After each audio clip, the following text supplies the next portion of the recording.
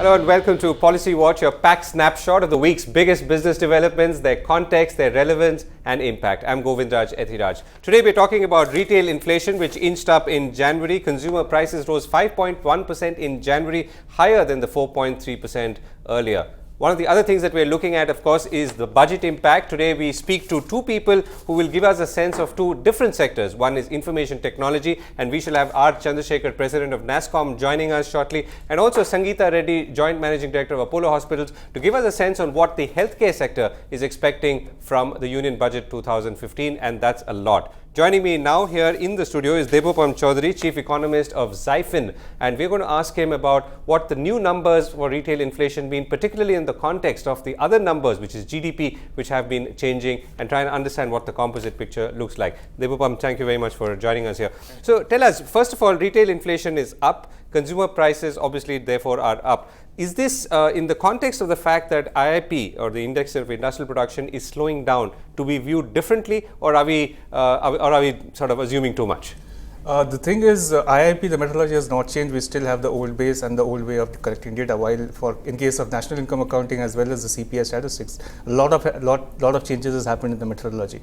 So if you look at the CPI data first, CPI definitely has gone up to 5.11%. However, the good news is it's still lower than what the consensus was, and hence there was no bloodbath in the markets today. Right. And the strange thing is food inflation is still very high. So if you look at the food inflation component, which has around 50% of the weightage, food inflation is hovering around 7%. So that's particularly dangerous.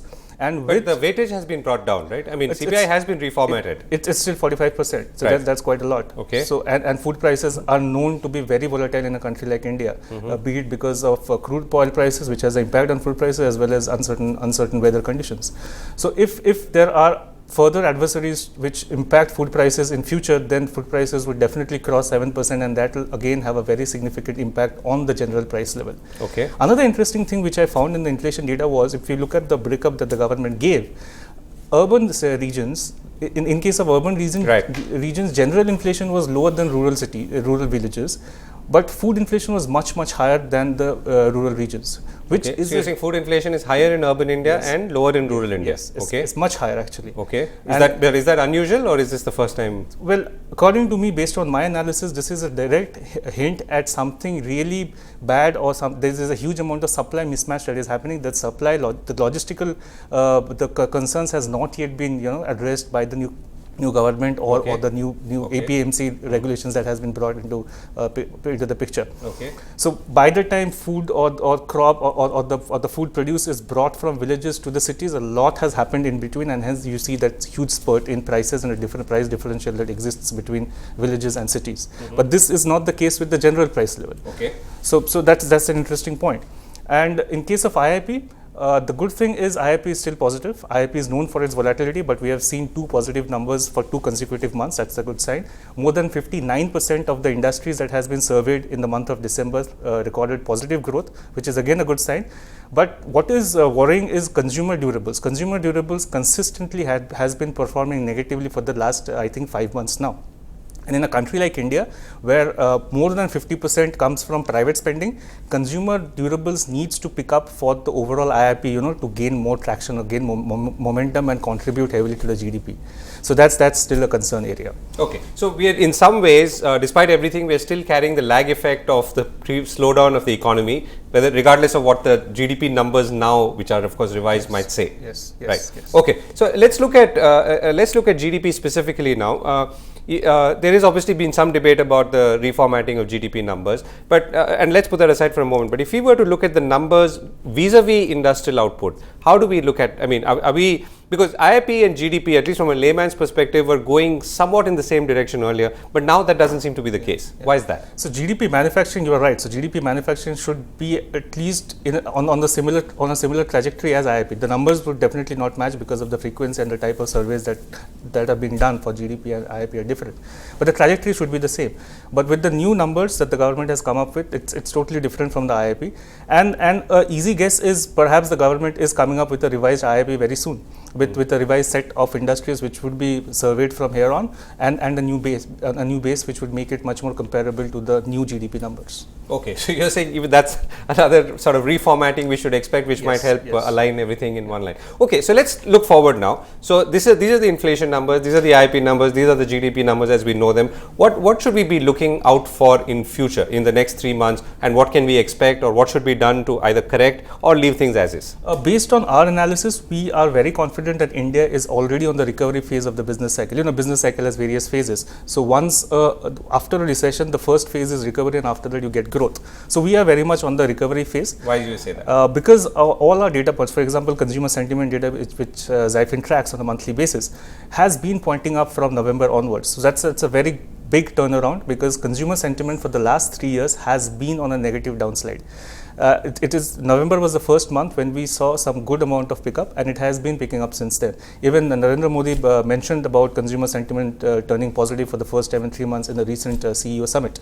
So that's one good sign. And again, as I mentioned, GDP, 55% of the GDP comes from what you and I spend on the streets, along with the private, the institutional spenders. Right. So if consumer mood improves and they start spending more and buying more on the streets, definitely this is going to have a huge amount of positive impact on both the IIP consumer durable section as well as the overall GDP manufacturing section. Okay. So what about the inflation trajectory? I mean, that's the other question. I mean, how do you see that? That's right now really difficult to predict, but then our sense is what we do at Zyfin is so the government has a basket of goods and services on which they collect prices on a monthly basis. So what we have done is we have replicated that basket of goods and services. We have taken the top 50% of the goods and services, and we track prices in the top 4 metros, the Delhi, Chennai, Calcutta and Bombay.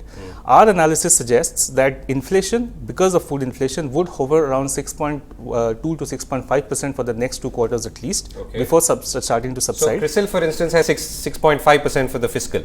Yeah. Okay. So it's pretty much on the same line, I would say then. Okay. So there's no chance of a significant downslide in inflation for the next 2 quarters at least, is what our sense is. Okay. But that should not impact the recovery in the GDP or recovery in an IIP, because again consumers are getting back to the market again, which is and they're lured back to the market because of improving employment sentiment. So if I were to take the headlines from what you're saying is that regardless of what inflation may be, consumers are coming back and their sentiment to purchase should improve or will improve, and therefore a lot of other things, including the index of industrial production, should look up. Yes. Right. Yes. Okay. So let's look at the monetary policy response, if there should be one. So are we to sort of continue to expect a reduction in interest rates? Well, if you ask me, I don't see the data has changed any significantly to prompt a cut or adopt an easy monetary policy as of now, because food inflation is still high, and there is significant risk that food inflation will go further higher from this point onwards.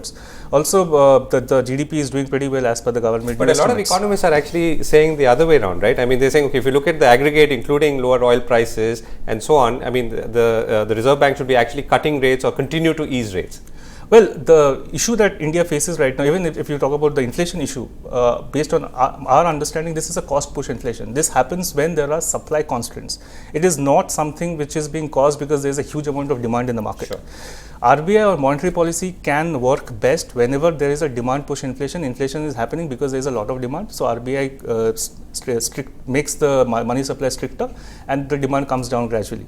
But that is not the case right now. The problem is there are a lot of supply side shocks, be it due to subsidies or be due to lack of proper transmission of food supplies, etc., which is causing the inflation to happen right now. Right. So monetary policy may not be that effective, and Raghuram Rajan may not be keen to cut rates given. Yeah, because RBI is also saying that finally they're watching the same data that everyone else is. Let me just add to this. The other problem is globally there is some deflation which is happening, and globally central banks are adopting easier monetary policies. So this will lead to global rise in price levels also, which will have an impact on India since this is a globalized world. So definitely inflation risks are still there, is what my belief is, because if global prices rise, the impact would be on India, and then again Indian food prices are volatile anyways. Okay, so we've also got a budget coming up, and we're getting a few more reactions on the budget. But what's your sense? So should there be some sort of fiscal response in the near future to all of this? I don't think the government has any other way of tackling the budget apart from showing some amount of fiscal consolidation. I don't think there will be major tax stops, but there can be some tax stops in order to boost Make in India, because Make in India is one big channel through which you can also woo international investors, saying that, hey, look, Indians are investing in India, so why don't you also invest in India? So that's the supply side. So you're saying, but the demand side, you don't need any more incentives, cuts. Demand side, I don't see any cuts or any subsidies or any expansion of government expenditures coming in this current budget. Okay. Anything else on the demand on the fiscal policy side? No, not really. Just that the government needs to make sure that since GST will be rolled out next year, that's what they have been saying. The tax system starts to give some feelers to the Indian industry by what to expect next year, by including some aspects of GST in the current budget as well. Right. So you're saying continue to create an environment where there is investment going in and production happening and increased output, but don't necessarily tinker with interest rates right now. That's if I got you this thing, and everything else will take care of itself, or some of the things will take care of themselves, because consumer sentiment is improving, and that should trigger a lot of demand down the line. Absolutely, yeah. Right. Yeah. So that's a good note to end on, Debopam. Thank you for this. We're going to take a break, but on the other side of the break, we're going to be talking to two people, one from the IT sector, President of NASSCOM R. Chandrashekhar, and Sangita Reddy, Joint Managing Director of Apollo Hospitals, for their respective views on the Union Budget 2015 that's coming up. Stay with us. Welcome back to Policy Watch. We are tracking the Union Budget 2015 now, and we've been talking to a whole bunch of industry sectors and their representatives to understand what they want or need from this process. We spoke to President of NASSCOM, R. Chandrashekhar, to understand what the IT services industry wants from the budget, not just for the large companies, also for the small companies who are the new engines of growth. I began by asking him what his expectations were. We always expect something from the budget, because what would you like?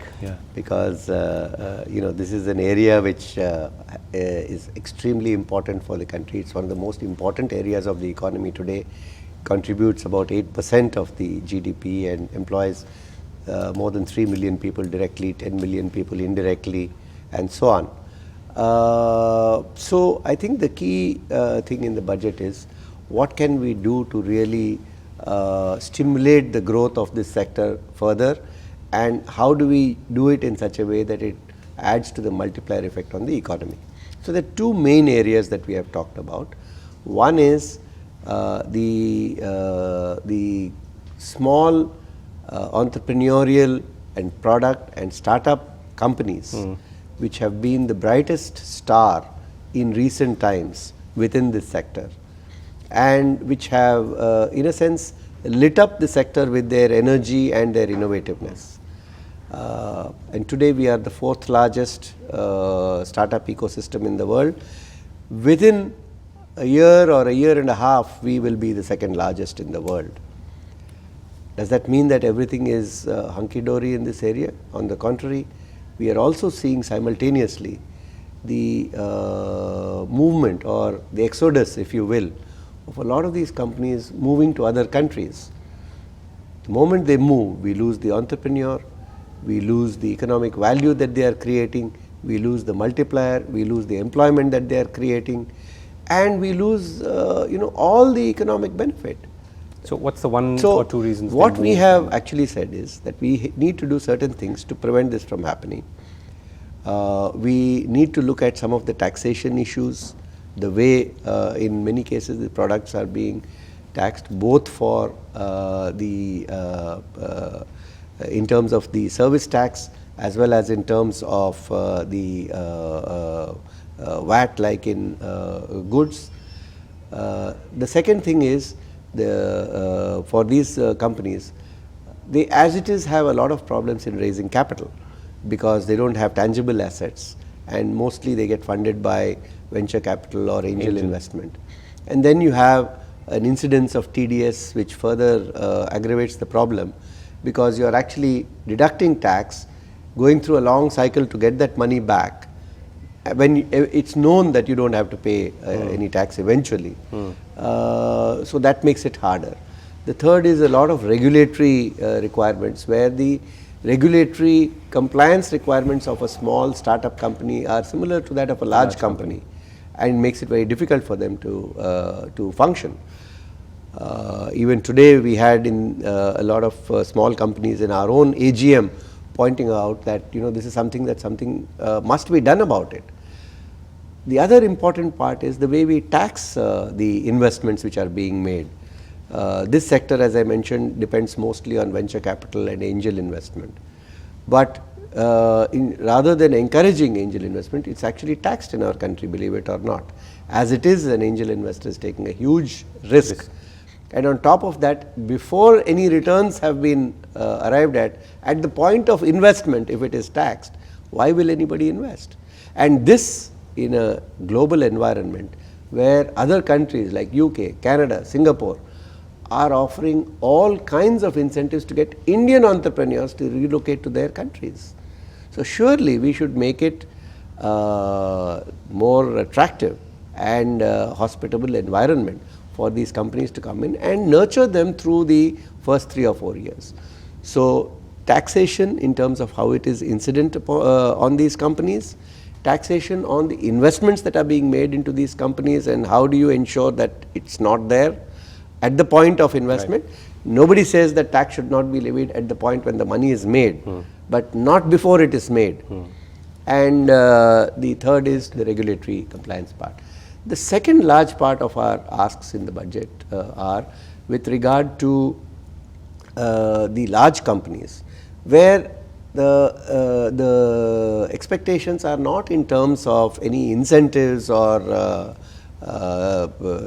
things like that, but it is more in terms of how you streamline the process in some of the large areas, like for example the way SEZ benefits are applied.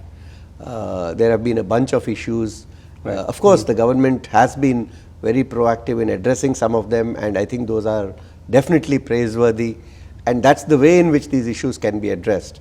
The second is in areas like transfer pricing, where the advanced pricing agreement mechanism with other countries, especially the US, needs to be worked out. We've had issues in the recent past, especially after the earlier agreements were allowed to lapse. And then the third is in terms of the aggregation of the income across the globe, which makes life easier for both the Indian MNCs as well as other MNCs operating in India. So these are some of the kinds of issues. The second is on the demand side in general, to make tax incentives available for investments in IT, which are being made by a company which invests in IT, for example. Today, if I am a big business and I invest in my plant and machinery, I am entitled to certain tax benefits. But if I invest in IT, I am not entitled to those tax benefits. Considering that IT is becoming such a large proportion of capital spend. Yes, and I can't be an efficient industry if I don't invest in that. So what is the message which is getting conveyed when you say, if you invest in setting up an industry, I'll give you money as long as it's not IT. So I think these are some of the things which need to be addressed, because at the end of the day, these signals are important. There are also issues about the benefits relating to employment, benefits relating to training expenditures which are incurred, etc., which strangely are applicable to large companies but not applicable to small companies, because you either need to have more than 100 employees, but all startups employ only about 10 people. So these kinds of anomalies have crept in, and all of these have been listed and pointed out, and I think they need to be addressed systematically. And the last and the final point, and that's a very important point, is that a large part of the digital India and the domestic market is outside of the government. And government's role in that area is to encourage the migration to the digital mode and ensure that that migration is beneficial for everybody. At the very least, it is not adverse to the migration, and that the tax regime needs to ensure that transactions which are carried out in a digital mode are not put to a disadvantage vis-a-vis transactions carried out in the physical mode. So these are sort of the main highlights of what we have projected. With a special emphasis on the small guy. With a special emphasis on that, because that energy we believe is extremely important for the country. but the facilitative environment for the large industry also is extremely important, both for the industry as well as for the country itself. Well, I also spoke to Sangita Reddy, Joint Managing Director of Apollo Hospitals, and asked her what she expected from the Union Budget 2015 and more specifically what could be done to expand the composition of healthcare spend in India. So we definitely expect this great positivity in the government, in the ministry, in all the circles. So I think we're expecting steps which will first allocate a larger amount of money. Being under 1%, 0.9% of the GDP for healthcare is actually a shame. We need a deeper allocation, a minimum of 2%, so that our rural health centers get better. Urban and rural patients who are denied basic medication have access to that. There's testing, there's prevention, there's a range of things that need to be done. We need a bigger budget. Okay. The second is that the private sector, which is fulfilling Medicare a is bearing most of significant role, bearing that role, they need incentive to bring in more money into the sector, and therefore priority status for health sectors is very, very crucial. The third thing I think is finding methods to enable individuals to take deeper responsibility for their healthcare. So I think being able to spend more on preventive healthcare and therefore a greater tax write-off for preventive healthcare. Definitely the need to show compliance in terms of certain parameters of things that you know. I think it's very, very important for us to find top-up insurance for people. So, they're doing basic insurances at different levels and people are thinking, okay, I have enough, but you need a top-up insurance.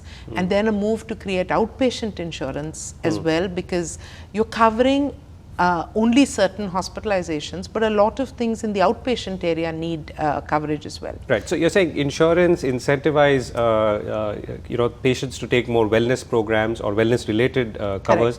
But on the other hand, what about the infrastructure itself? Are you looking at anything specific there? Or? So priority status is really the single point which I made earlier, which when you get priority status, this will enable deeper infrastructure, more infrastructure to be built.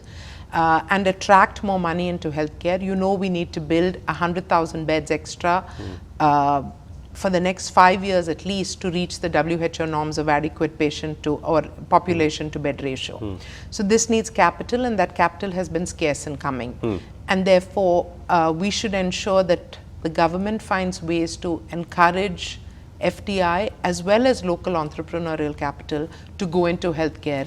And treat healthcare like an infrastructure. Okay, so is there any one specific way that could be done, the entrepreneurial part and the FDI? So by naming healthcare as a priority status, so giving it that, that takes care of all the benefits that would come under it and will therefore spur the investment into the healthcare sector. So, and if the budget were to be expanded, what's the one area where you feel it's crying to be diverted to or directed to?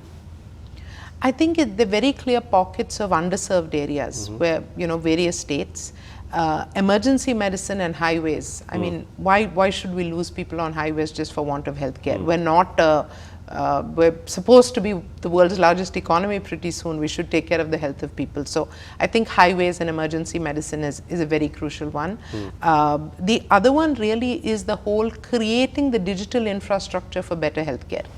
So for the government has already done some work in terms of standards, and we at FICCI were part of it. There's a lot that can be done further. But NASSCOM and Nat Health are together working to create the vision for a digital health India. So EMRs, EMR hosting, PHRs, ubiquitous access to health information, interoperability of transfer of records, all these are part of that agenda. And if the government could set aside like a priority digital health mission, and this covers telemedicine to rural India, telemedicine access in community service centers, all the way up to advanced EMRs, registries for transplant. So all the people waiting for transplants, how do we do the cross-matching better and faster? There's a range of things in Digital Health India, which would need an appropriate budget allocation, and I would really, that's my one dream project. Well, Sangita Reddy of Apollo Hospitals there telling me that a lot more investment needs to go into India's healthcare sector, not just in more beds in hospitals, but also things like better highway care centers. That's all we have time for on Policy Watch this week. We'll be back next week, same time, with the Union Budget 2015. Thanks for watching.